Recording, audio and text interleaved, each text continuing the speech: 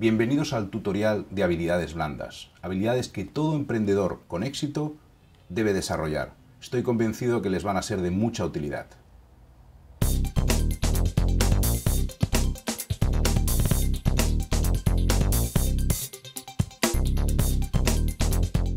La primera de las habilidades que vamos a elaborar es el pensamiento disruptivo. La palabra disruptivo significa ruptura brusca. La ruptura brusca, para entender el pensamiento disruptivo, tenemos que pensar en nuestra zona de confort. ¿Qué es la zona de confort? Es justamente la zona, el espacio, el entorno que nosotros conocemos y donde nos sentimos cómodos. Más allá de este espacio hay desconocimiento, hay incertidumbre y no nos sentimos tan cómodos. Es interesante, o es necesario más bien dicho, que para utilizar o explorar el pensamiento disruptivo tengamos que salir de nuestra zona de confort. Lo primero que encontramos fuera de la zona de confort es la zona de aprendizaje. Fíjense que es la zona donde los niños, que son expertos disruptivos, es donde se encuentran de forma constante. Su caja, su espacio de confort es muy pequeño y están constantemente aprendiendo. Eso les obliga a viajar fuera de lo conocido y explorar lo desconocido. Más allá de la zona de aprendizaje encontramos lo que se conoce la zona mágica o la zona de pánico que algunos suelen llamar muy negativamente. Es la zona donde tenemos que ir a llegar para tener un emprendimiento realmente innovador. No tengamos miedo a salir de nuestra zona de confort. Es necesario. Si queremos que las cosas se hagan de forma diferente, tenemos que tener la valentía de afrontar las incertidumbres que nos rodean. Bien, vamos a hablar ahora de la innovación. El pensamiento disruptivo es el motor principal de la innovación. Hay varias fases de la innovación o varios niveles de innovación si queremos. Existe la innovación incremental, la innovación evolutiva y la innovación radical. Vamos a ver de qué se compone cada una de ellas. La innovación incremental es aquella que, por ejemplo, si nos dirigimos a un mismo cliente y ofrecemos un mismo producto y realizamos alguna mejora o algún cambio en la oferta que proponemos a estos clientes, estamos generando innovación incremental. Incrementamos alguna mejora o algún aspecto de nuestro producto o servicio. La evolutiva, justamente como dice la palabra, evoluciona. ¿En qué dirección evoluciona este tipo de innovación? A un nuevo cliente, por ejemplo, o a un nuevo producto. ¿De acuerdo? Y la radical o disruptiva, aquella que está generada a través del pensamiento disruptivo, es aquella que va dirigida o a clientes totalmente nuevos, los cuales desconocemos, y ofrece productos totalmente nuevos. ¿De acuerdo? Veamos varios ejemplos en función de cada tipo de innovación. Por ejemplo, la innovación incremental, un ejemplo muy conocido sería la rueda. La rueda es un producto destinado a los vehículos y a los conductores. ¿De acuerdo? Ha evolucionado durante muchos años, incrementando ciertas mejoras, pero sigue siendo el mismo producto y va destinado a los mismos segmentos de mercados. Con lo cual podemos llamar que todas aquellas innovaciones que se han implementado en este campo son incrementales. La evolutiva, por ejemplo, un ejemplo muy sencillo es la telefonía. Hoy en día no utilizamos los mismos teléfonos móviles o celulares que se utilizaban hace 15 años. Es más, no solo ha cambiado el producto, sino que en algunos casos lo que ha evolucionado es el tipo de cliente que lo utiliza. Los primeros teléfonos móviles los utilizaban los ejecutivos y aquellas personas que tenían capacidad de pagarlos, y hoy en día, que me diga quién no tiene un teléfono smartphone, celular, inteligente, que puede enviar correos, etc. Hasta los niños de 14 años lo tienen. Con lo cual, ha habido una cierta evolución en el tipo de cliente que da uso a este producto o servicio. ¿De acuerdo? La innovación radical es aquella que ha generado un cambio brusco en producto y en segmento de mercado de forma definitiva. Por ejemplo, las cartas antes se escribían a mano y se enviaban por correo. Hoy en día ese modelo ha cambiado totalmente. Utilizamos el correo electrónico. Eso ha permitido que cambie. No solo ha cambiado el producto, que cambien las personas que utilizan este tipo de producto. Otro ejemplo muy válido, por ejemplo, es la radio. Antiguamente se utilizaba un tipo de producto, que era la radio que teníamos en casa, y la escuchaba un segmento de mercado muy específico. Hoy en día la radio, al igual que la música, se escucha de una manera muy diferente, por ejemplo, con el iPod. ¿De acuerdo? Con lo cual vemos que los cambios disruptivos que provoca la innovación radical, aquellos generados a través del pensamiento disruptivo, nos pueden llegar a generar cambios importantes en un sector, en una industria, incluso cambiar el mundo. No tengamos miedo a ese tipo de cambios generados por el pensamiento disruptivo. ¿Qué implica, por lo tanto, el pensamiento disruptivo? ¿Qué necesitamos para generar pensamiento disruptivo? Necesitamos tener la mentalidad de que podemos cambiar las cosas. Si no tenemos claro de que podemos cambiar las cosas, difícilmente las vamos a cambiar. Con lo cual, no tengamos miedo a tener esa mentalidad agresiva. Necesitamos colaborar. Nosotros tenemos un punto de vista, necesitamos compartir ese punto de vista con más personas para reforzarlo, para alimentarlo. Necesitamos estar enfocados a las personas. Pensemos y recordemos que a las personas no les importan nuestras soluciones o nuestros productos, les importan sus problemas. Si nuestras soluciones o productos solucionan sus problemas, nos los comprarán. Con lo cual, enfoquémonos siempre en las personas. Necesitamos experimentar, por lo tanto. Nuestras propuestas requieren salir al mercado antes de ser elaboradas y ejecutadas. Experimentemos, tengamos un prototipo, preguntemos a ver si es válido lo que yo propongo o no propongo. Y hemos de ser muy optimistas. Es un proceso, el pensamiento disruptivo, que requiere del optimismo. Obviamente, si la mentalidad es positiva, el optimismo está ahí, nos vamos a equivocar, nos volveremos a levantar y seguiremos adelante. No olvidemos de que el error forma parte del aprendizaje. Nos equivocaremos en el proceso, estoy seguro, pero si aprendemos, evolucionaremos y tendremos algo mejor para nuestros clientes. 3 son los principios del pensamiento disruptivo. Primero, enfocarse en los nuevos usuarios o consumidores. ¿De acuerdo? Son las personas a las cuales estamos solucionando un problema. Segundo, recordar que algo significativamente bueno puede llegar a ser grandioso. Una pequeña idea, a través de la colaboración y de la aportación de terceros, se puede convertir en una gran idea. Y si es disruptiva, mejor. Y tercero, haz lo que los competidores naturales ven como poco atractivo. ¿De acuerdo? Hay algo que es muy cierto. Muchos innovadores buscan pasar por encima de las soluciones existentes, básicamente con la esperanza de ganar el juego de la mejora. Los disruptivos ganan el juego de la innovación radical, que es el importante. Pensemos que la innovación puede producirse en cualquier parte o en muchas partes de nuestro modelo de negocio. Pensemos en nuestro modelo de negocio, el Business Model Canvas que en ediciones anteriores, en cursos anteriores hemos revisado.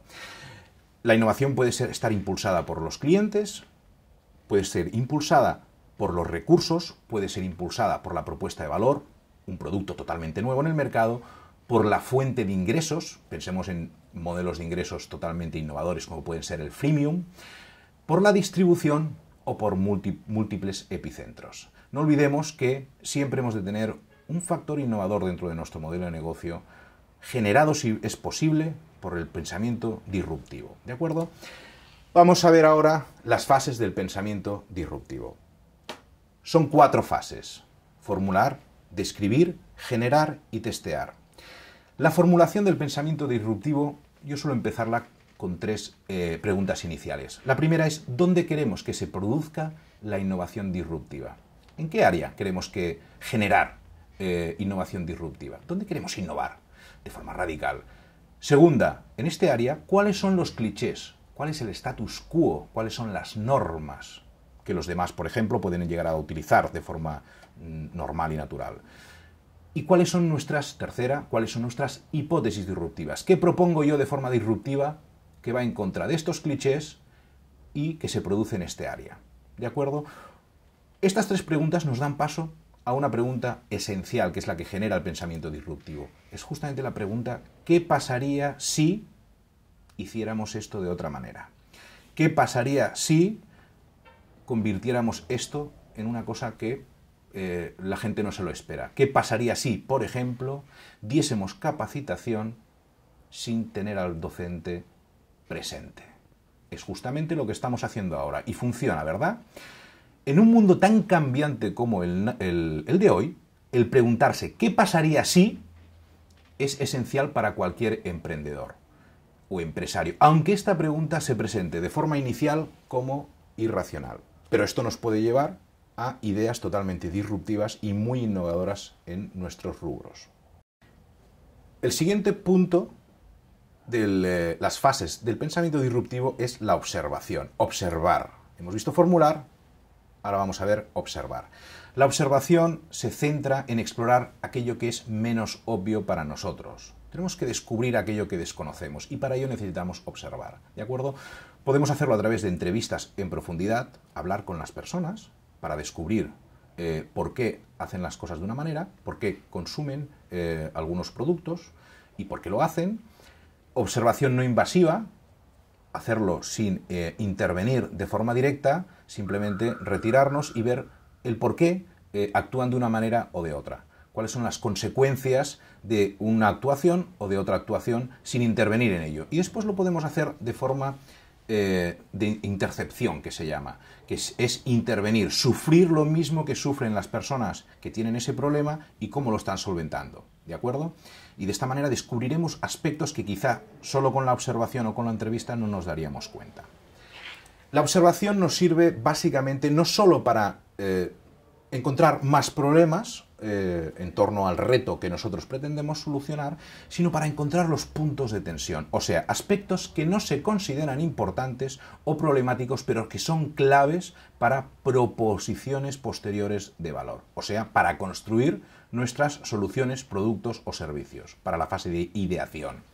Y con esto lo que hacemos es en realidad descubrir oportunidades, ¿de acuerdo? El siguiente punto es generar una idea disruptiva. Acordaros que cuando hicimos el taller hace unos talleres anteriores, hablamos de ideación, ¿de acuerdo? En el Design Thinking, pensamiento de diseño. ¿Os acordáis? Pues es muy similar la generación de ideas del pensamiento disruptivo, ya que se compone de dos fases. Una es divergencia y otra es convergencia. O sea, generar opciones, muchas ideas, para después sintetizar y elegir opciones. Aquellas ideas que son más convenientes porque son atractivas, factibles y viables. ¿De acuerdo? Las ideas disruptivas aquí muchas veces se quedan porque justamente no son factibles o no son viables. Son muy buenas ideas, podrían llegar a ser muy atractivas, pero no tenemos los recursos para ejecutarlas. ¿De acuerdo? Con lo cual, la generación de ideas disruptivas también nos permite filtrar todas aquellas ideas que se pierden un poco a las capacidades que nosotros tenemos. Lo primero que tenemos que hacer, una vez tenemos elegidas estas ideas, hemos seleccionado aquellas ideas que son más prometedoras, las que más nos motivan, es pongámosle nombre. Ponle nombre a tu idea. Llámala de alguna manera para que sea fácil presentar esa idea. Defínela y explica su diferencia. ¿Qué es aquello que la hace diferente al respecto del resto de ideas que hay en el mercado? ¿Qué te hace diferente a ti de tu competencia? ¿Eres realmente innovador o no hemos sido suficientemente disruptivos? Y por último, dale forma, déjala ver, experimenta con ella. Le tenemos que dar cierta forma a esta idea, prototipar, por ejemplo, para poder experimentar con ella en el mercado. ¿De acuerdo? Con las personas que tienen ese problema. Bien, por último, la última fase es justamente testear.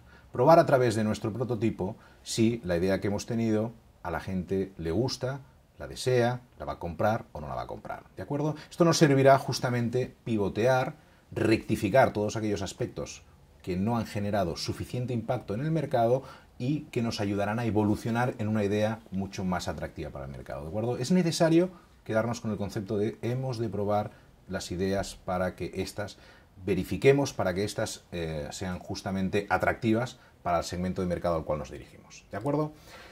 Vamos a hablar ahora del pensador disruptivo, del emprendedor disruptivo. ¿Qué competencias he de desarrollar para ser un emprendedor disruptivo? La primera competencia que hemos de desarrollar es justamente conectar. Hemos de tener la habilidad de asociar elementos aparentemente diferentes para generar ideas creativas y disruptivas. El conectar tiene mucho que ver con el recibir retroalimentación de otras personas, compartir nuestros puntos de vista, ¿de acuerdo? Es muy importante. También hemos de tener la habilidad de observar, tanto de observar de forma invasiva, hablando con las personas, interviniendo en los problemas, como observar de forma no invasiva. La cantidad de tiempo y de curiosidad que uno invierte en observar intensamente un mundo para encontrar una oportunidad de negocio es un tiempo muy bien invertido, créanme. Cuestionar Acuérdense de lo que hablábamos de los niños. Los niños se cuestionan todo constantemente. El status quo, están constantemente fuera de su zona de confort. Hemos de tener la capacidad de cuestionarnos todo, aunque consideremos que es bastante evidente. Si las cosas se hacen de una manera, está bien, pero estas maneras generan problemas actuales. Si queremos no generar problemas actuales, problemas que ya ocurren, tenemos que quizá ver o cuestionarnos que las maneras de hacer las cosas pueden ser totalmente diferentes.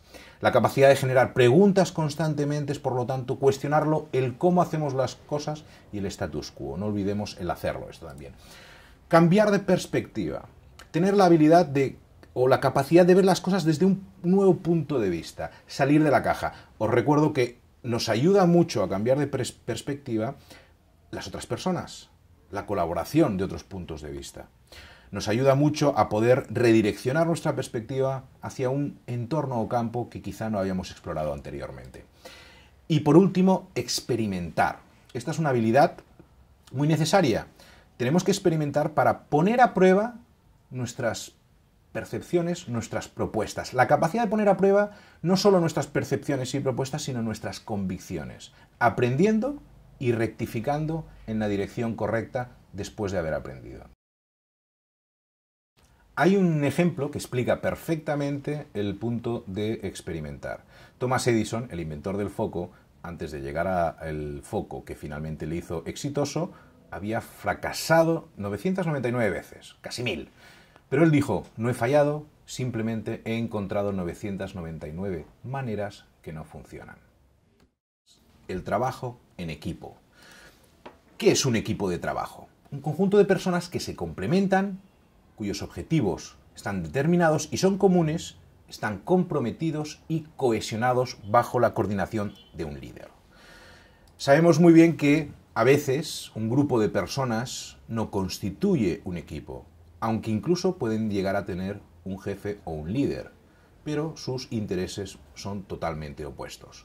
Cuando hablamos de equipo de trabajo, estamos hablando de un equipo que está cohesionado y los intereses de todos van en el bien común, en dirección común, en la misma dirección, ¿de acuerdo? Vamos a ver cuáles son las bases del trabajo en equipo. El primer punto, cohesión grupal. Cohesión grupal. Un proceso dinámico que se refleja en la tendencia del grupo a mantenerse y permanecer unido. No es fácil obtener una cohesión grupal. El principio que hemos de tener claro para obtener cohesión grupal es el principio de igualdad.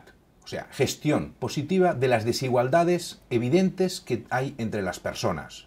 Son igualdades que no podemos obviar, pero que tenemos que gestionar. Lo diferente, además, créanme, que suma en vez de restar. ¿De acuerdo? Los mejores equipos están conformados por personas con puntos de vista totalmente distintos. Principio de apoyo mutuo. Apoyo mutuo. Ayudar y ser ayudado, sumar criterios y cubrir los vacíos entre los componentes del equipo. Es muy importante para gestionar o conseguir la cohesión grupal. Distintas habilidades, un mismo objetivo. Segundo, competencia social. Conjunto de habilidades interpersonales de comunicación que facilitan la adaptación e integración al contexto social respetando nuestros objetivos, nuestros intereses y nuestras características personales. Es importante que para ello se produzcan los siguientes puntos. Primero, escuchar. Segundo, ser respetuoso lo es todo. Practicar la comunicación receptiva y expresiva. Compartir emociones, no solamente información. Compartir lo que sentimos. Asertividad, equilibrio entre la pasividad y la agresividad. Predisposición a la resolución de conflictos, estar predispuesto a resolver los problemas que surjan. Y la capacidad de gestionar situaciones de carácter de tipo emocional. El respeto se basa en tratar a las personas como queremos ser tratados. ¿De acuerdo? Tercero, proceso productivo. El proceso que involucre a todos los individuos del equipo que sea gratificante de forma individual y grupalmente con el objetivo y con la meta. Es importante que para que esto se produzca tengamos 4 puntos claros. Organización y coordinación de los procesos de producción. Inclusión de los individuos. Cada uno debe tener un rol esencial y todos deben de participar. Consenso, aceptación del reto y del proceso. Todos deben tener claro cuál es el reto y debemos consensuarlo entre todos. Todos deben aceptarlo. Metas y limitaciones claras y asumibles. Claras para todo el resto, para el resto de los individuos del equipo y asumibles por el mismo equipo. Esto es importante para el proceso productivo. La eficacia del equipo va a depender en gran medida de un ordenado proceso productivo. Si no tenemos bien estructurado, bien ordenado el proceso productivo, es difícil que se produzca o que el equipo sea eficiente y eficaz. Cada uno de nosotros es pieza clave en el equipo. Y como lo somos nosotros, también es pieza clave las personas que forman parte de nuestro equipo. No lo olvidemos esto, ¿de acuerdo? Cuarto, búsqueda del bien común. Lo individual es el motor de arranque del trabajo grupal. Es importante tenerlo claro. La aportación es la clave, sumar y mejorar el criterio colectivo. Hemos de participar todos en el criterio colectivo. Es muy importante. Romper el paradigma de que todas las aportaciones no aportan. Mentira, todas las aportaciones ayudan, hacen crecer las ideas y permite que éstas evolucionen en la dirección correcta, ¿de acuerdo? Es importante tener en cuenta todos los puntos de vista. Pensar siempre en el beneficio del conjunto, no en el nuestro propio, en el beneficio del conjunto, ¿de acuerdo? Tengamos claros los objetivos del equipo de trabajo. Si todos aportan, el conjunto gana. Y si el conjunto gana, de forma individual vamos también a ganar, ¿de acuerdo? Búsqueda de bien común, es muy importante.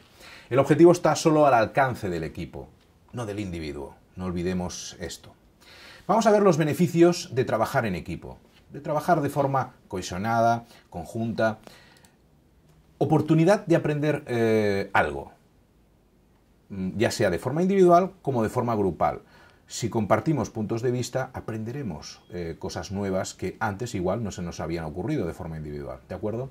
Identidad de los componentes con su organización. Es importante que el trabajo en equipo genere cultura corporativa o ayude a generar cultura corporativa. El trabajo en equipo además nos permite agilizar planes y programas. Al mezclar los puntos de vista de varias personas, generamos que los proyectos se aceleren, que las cosas vayan más rápidos. No lo tenemos que hacer de forma individual, sino que es el equipo forma parte del motor, del engranaje, del motor que acelera los proyectos, etc. Permite contrastar diferentes visiones y eso, en definitiva, es lo que nos permite ser mucho más innovadores, ¿de acuerdo? Descubre capacidades quizá que estaban escondidas en los individuos. Cuando monto equipos de trabajo, a veces descubro que personas que no lo consideraba son grandes líderes y son personas que debería tener en cuenta a la hora de, por ejemplo, preparar un ascenso. Hay varias dificultades, o serias dificultades también, a la hora de plantear un trabajo en equipo. Por ejemplo, la falta de tiempo.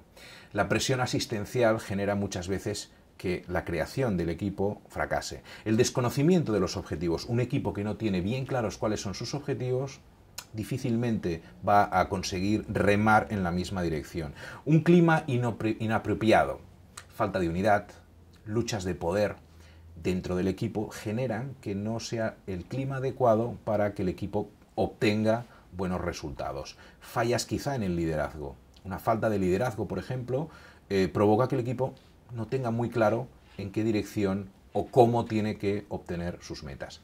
Los fracasos, los estímulos negativos externos que puedan llegar a afectar al equipo, también provocan dificultades. Tengámoslo todo esto en cuenta a la hora de generar un equipo. Para que los equipos trabajen de forma eficiente, han de vivir una serie de etapas. Y estas etapas las hemos de conocer, hemos de ser conscientes para poderlas gestionar. La primera etapa es la fase de formación. Es cuando reunimos al equipo por primera vez y empiezan a conocerse. Están excitados, hay incertidumbre sobre lo que piensan los demás, hay ansiedad y dependencia, por lo tanto. Empiezan a aparecer los primeros problemas en esta etapa. En la siguiente etapa es la etapa de agitación.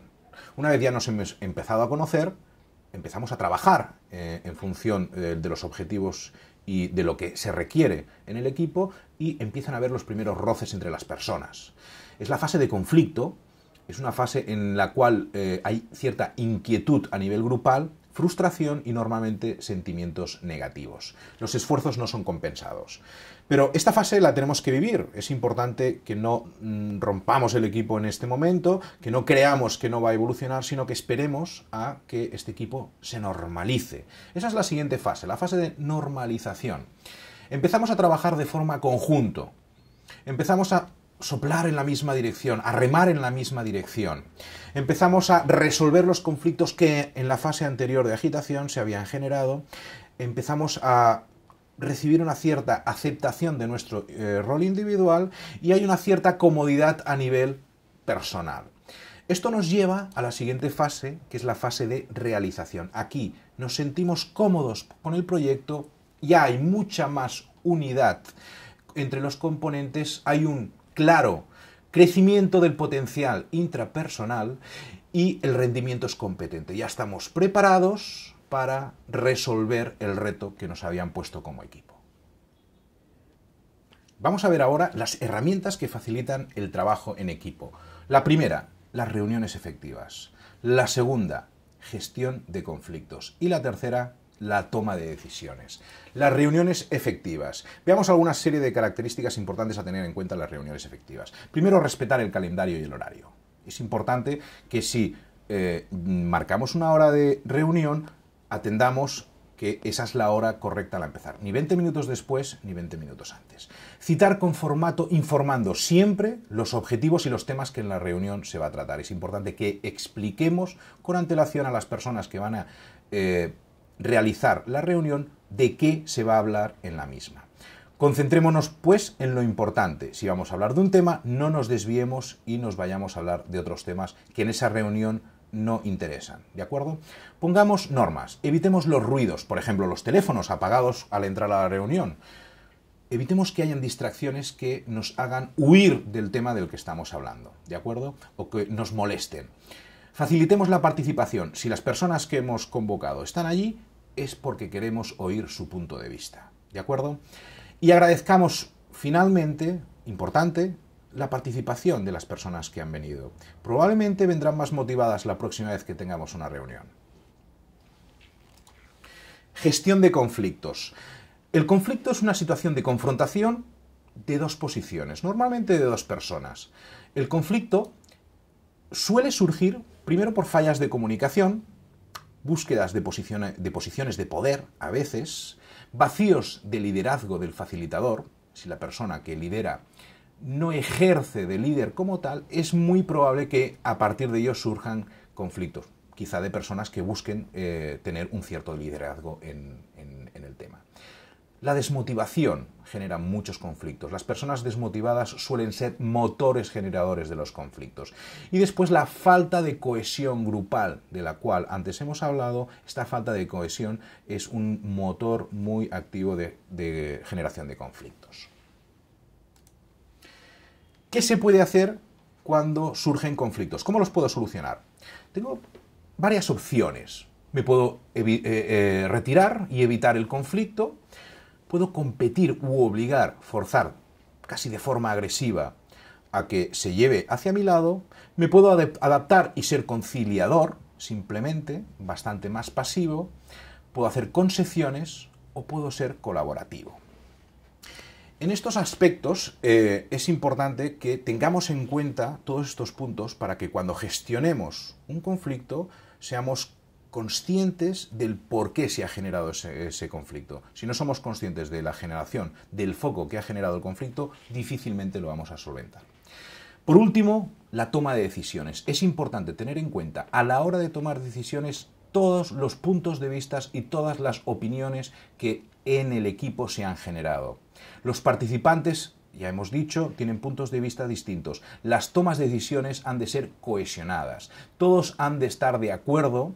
Para que el equipo funcione de forma correcta y haya cohesión grupal, todos han de estar de acuerdo con las decisiones que tomamos. Con lo cual, construyamos las decisiones en base a los puntos de vista, en base a los resultados de el debate que se ha generado en el equipo. Es muy importante.